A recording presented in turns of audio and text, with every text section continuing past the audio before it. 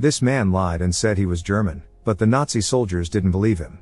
They pulled down his pants, which may seem a little degrading, but it was the best method the Germans had for detecting Jews. If they were circumcised, as most Jews were, they were separated from the rest to be executed. Among the prisoners was a young Jewish man named Salek, who managed to deceive the Nazis in an incredible way. It all began some time ago in Germany, when 13-year-old Salek was taking a bath. The young boy tried to read, but then several Germans attacked his house, and he had no choice but to flee for safety, hiding in a barrel until nightfall. One of his neighbors found him and told him he could come out, but Salek was naked and asked her to bring him his clothes. She couldn't enter Jewish homes, so she took a Nazi uniform from a cart and brought it to him. Dressed as a German, Salek carefully returned home to find a horrific scene. The Germans had killed his sister, causing his family profound grief. Things are getting worse every day, so his father decides it is time to leave Germany and move to Poland, where he was born, with the hope of finding peace. They live above a movie theater, and the owner soon falls in love with Salek, letting him go to see movies for free. Days go by, and soon the family learns that World War II has begun and the Germans are invading Poland. Salek's father feared for his children and ordered them both to leave the country immediately. The next morning, Salek left home with his brother.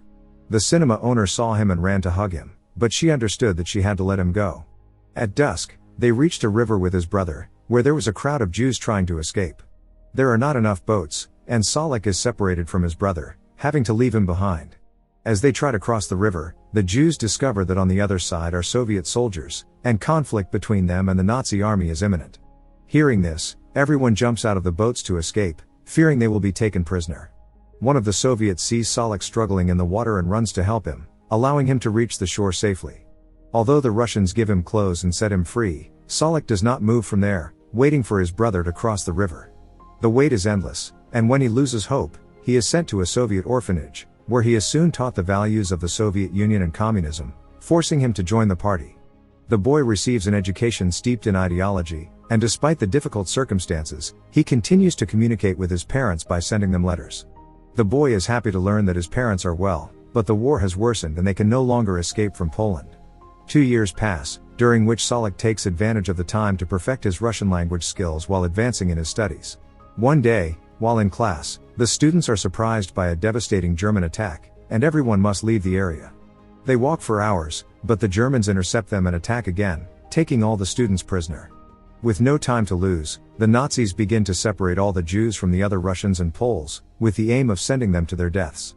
When it is Salek's turn, the Nazi officer asks him to identify himself, to which the boy lies, saying that his name is Joseph and he is German, and that his parents died fighting the Soviets, which is why he is in the orphanage. His perfect command of German and Russian convinces the officer, leading him to believe that Salek is actually German. One of the prisoners speaks only Russian, so the Germans decide to use Salek as their interpreter, allowing them to communicate with him. Salek talks to the man in Russian and is astonished to discover that he is the son of Stalin, one of the Allies. The Germans are delighted with Salek and quickly integrate him into their ranks, considering him their lucky charm and taking photos with him. Upon returning to the German camp, Salek meets a Polish boy from the orphanage who knows him, and begins to shout that he is a Jew, trying to alert the Nazis, but the boy speaks Russian and the Germans cannot understand him. Salek approaches and hits him, causing the boy to lunge at him. The Germans intervene and the Polish boy begins to run, evading the invaders to save his life, but ends up being hit by a truck, and upon seeing this, Salek faints. Shortly afterwards, Salek enlists in the German army, following them in their training and battles, but he makes sure never to undress in front of them, not even to urinate, fearing that they will discover his secret and learn that he is Jewish. The captain wants to talk to him, and pleased with his loyalty, offers him the position of one of the army's main interpreters. During one of his outings, Salek finds 2 civilians murdered by the Russians in a horrible way. His superior forces him to stare at them, making him really rethink whether the Russians are better than the Germans, or whether both sides are equally atrocious. At night, the young man feels overwhelmed and decides to burn his identification document in the fire. Just then, one of the German soldiers approaches him and, after introducing himself as Robert, reveals that he is an actor. The two talk, bringing some calm to little Salek, who identifies with the man, as he himself loves movies and dreams of becoming an actor when he grows up. The next morning, while Salek is taking a bath, Robert enters the barn and tries to abuse him. It turns out that Robert is homosexual, and when he sees him without his clothes on, he discovers that he is circumcised. Robert apologizes for misinterpreting Salek and trying to touch him, and assures him that he will not tell anyone that he is Jewish, since he is gay and the Germans punish both of them equally. Solek is relieved, and they soon become good friends, until one day the Russian army attacks them, killing all the Germans in his platoon, including Robert. Solek is the only one who manages to survive, and terrified, he contacts the Soviet troops saying he wants to surrender. The Russians give him clear instructions: raise your weapon and run towards us. The enemy is far away, so night falls, and when he finally arrives, he sees that it is the Russians who are surrendering. Solek is confused, but behind him appear hundreds of German soldiers, who congratulate the boy on his bravery, believing that he was charging the enemy alone. News of his courage reaches the Nazi captain, who congratulates him profusely and tells him he will send him to study at the best school in all of Germany. In addition, the man could not have children, and believing Solek's lie that he is an orphan, he tells him that when the war is over, he will adopt him. The boy finally arrives in Germany, where he is introduced to the rest of the class and must swear allegiance to the country and Hitler. One day, during one of the classes, the teacher appears to give a special lesson. The man is going to explain a method for identifying Jews based solely on physical appearance and manners, and invites Solek to come to the front to demonstrate. The boy walks up, frightened, and the teacher begins to measure his head, the space under his nose, and his eye color, concluding that Solek may have Jewish ancestors, but is mainly German. There is a girl at school named Lenny, and Solek begins to feel attracted to her. Lenny feels the same way about him, but Solek doesn't want to get too close to her, because if she sees him naked, she will know he is Jewish. One of his classmates is also in love with Lenny, and he is annoyed that Solek and the girl spend so much time together.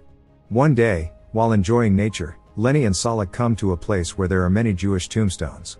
Upon seeing them, Lenny cannot help but express her hatred for them, saying that if she ever came across a Jew, she would not hesitate to kill him. Hearing this, Solek becomes enraged and slaps her, causing Lenny to call him a coward and run away. That night, Solek has a nightmare in which he sees his murdered sister asking him to find her family. Upon waking up, the boy is determined to find his parents and tries to enter the ghetto, but the guards stop him and tell him he has to take the tram to get through. When he does, he discovers that the windows are painted over, but he finds a small gap that allows him to see. Shortly after, Solek sees a woman who looks a lot like his mother, and he takes the same tram several times to check if it is indeed her, but he never sees her again. Several days pass and Solek cannot find Lenny, so he goes to her house, and the girl's mother reveals that Lenny is expecting a baby. Saddened, Solek reveals that the child is not his, and the mother, somewhat pained, tells him that she already knows, stating that it is from the other boy who is also interested in her daughter. Lenny always wanted to be a mother, to enlist her son in the army and serve her country, and since Solek was not moving forward with her, she decided to have the child with the other boy. The news devastates Solek, who still had feelings for Lenny, and he becomes so emotional that he reveals to the mother that he did not pursue a relationship with her daughter because he is Jewish. Lenny's mother tells him that she realized this from the first time he came to the house, but assures him that she will not tell anyone his secret. Solek returns to the school dormitories and begins to beat up the boy responsible for getting Lenny pregnant. As they fight, a man approaches and tells Solek that the principal wants to see him to ask about his documents. Solek goes to his office, and the school principal tells him that his documentation is incomplete. The man asks for his German purity certificate, and when Solek replies that it is at the orphanage, the principal says he will send someone to fetch it, making sure there are no traitors among his ranks. The young man leaves the school, fearing discovery, and then the other young man appears, claiming that Solek is Jewish. At that moment, a plane appears and the Soviet Navy bombs the area, killing the young man and also destroying the school, killing the principal. Once again, Solek manages to avoid being discovered. However, the attack intensifies the war, and all the students are called to the front lines. During the confrontation, Solek feels bad about everything he has done and does not want to shoot. The boy takes advantage of a distraction to escape, dodging the bullets of his own schoolmates. Desperate, he runs towards the Russian army with his hands up, shouting, "I'm not a Nazi, I'm Jewish, I did this to save myself." In a prison camp, Solek tells his story, and the Soviet soldiers accuse him of being a traitor. They show him photos of Jews who were executed by the Nazis, saying that he is a coward and selfish for helping the enemy in exchange for saving his own life. Solek regrets it, and then the officer gives a gun to a Jewish prisoner, telling him that he can kill him for being a traitor. The Jew does not hesitate to aim, but then someone shouts his name, and when he turns around, he sees his brother.